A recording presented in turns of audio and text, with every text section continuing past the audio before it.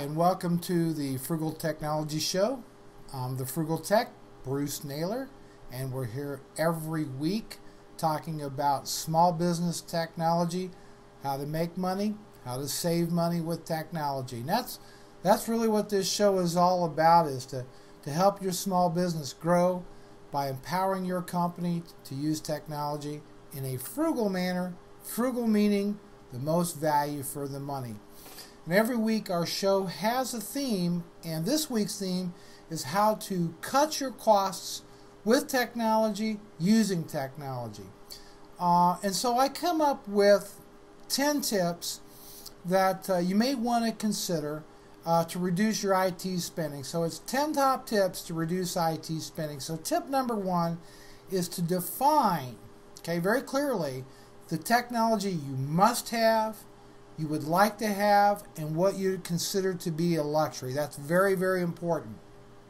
You know, we all don't need the latest and greatest office applications, spreadsheets, presentation tools, as long as what we've got is doing the job.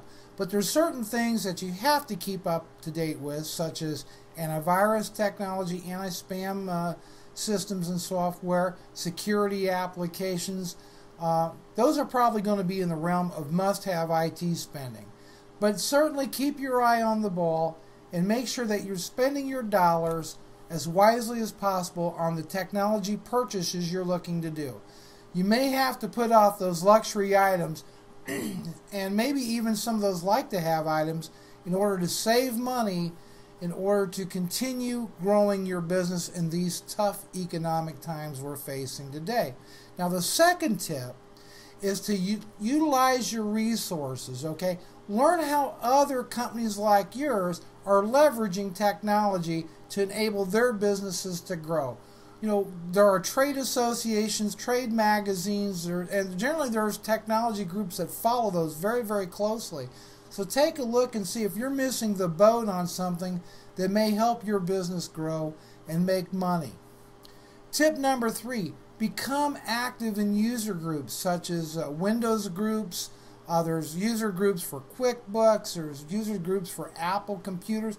There's lots of different user groups out there, and these are great forums to find out what other people are using and what they're doing with their technology, what's coming down the road, maybe things that you can avoid, and it's kind of a common sharing experience.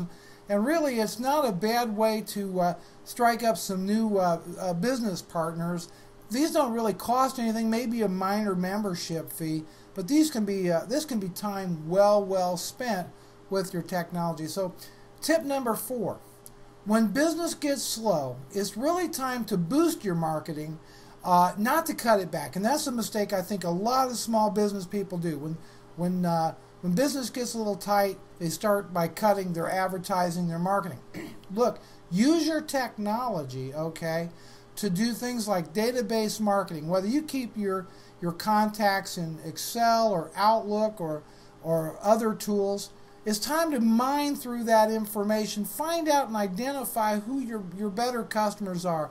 Make special offers and promotions available to them. Do a mail merge in Word and get those letters out the door and get these customers into your door by offering these special promotions. Maybe you have some closeout merchandise, something like that. But use these tools, Excel, Outlook, Act, Goldmine, whatever it is you're using, to your advantage to make money.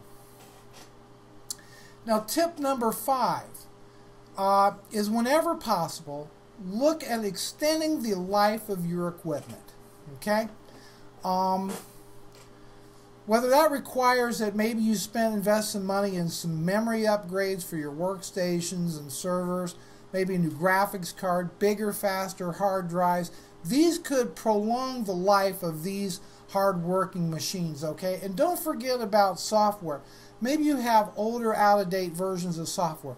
Many software vendors have what's called an upgrade version that is significantly less expensive than purchasing brand new license. So you want to look at something like that. Now, you can buy software also from other sources, But you want to make sure that if you're going to places like eBay or what have you looking for software, that you can be registered as the owner of the software with the software company.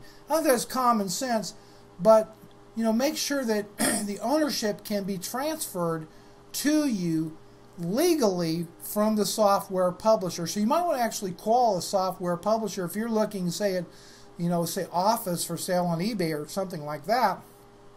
You want to get in touch with the vendor and make sure that, yes, you can legally acquire that license. So take a look at that. Tip number 6, Google is your friend. It really and truly is. Look for hosted solutions rather than buying software if money is getting tight. Now, there's some great hosted applications out there. Need an Office solution? Take a look at things like Google Docs, Google Calendar, Gmail. These sort of applications live on the web. There's nothing to buy, no servers to purchase. These applications are available anywhere you have internet access. These are free services. Now, another website that you may want to look at is called Zoho, ZOHO.com. And they've got a very robust suite of applications, much like Google Docs, but there's even more offerings, things like business intelligence, human resources modules, all that. Now, many of these applications are free to the individual, but may require a small subscription fee for a business. But you can, again, get into these enterprise class applications without spending a dime. And I think that's a very frugal way to do business. Again, as I said, in these tough economic times.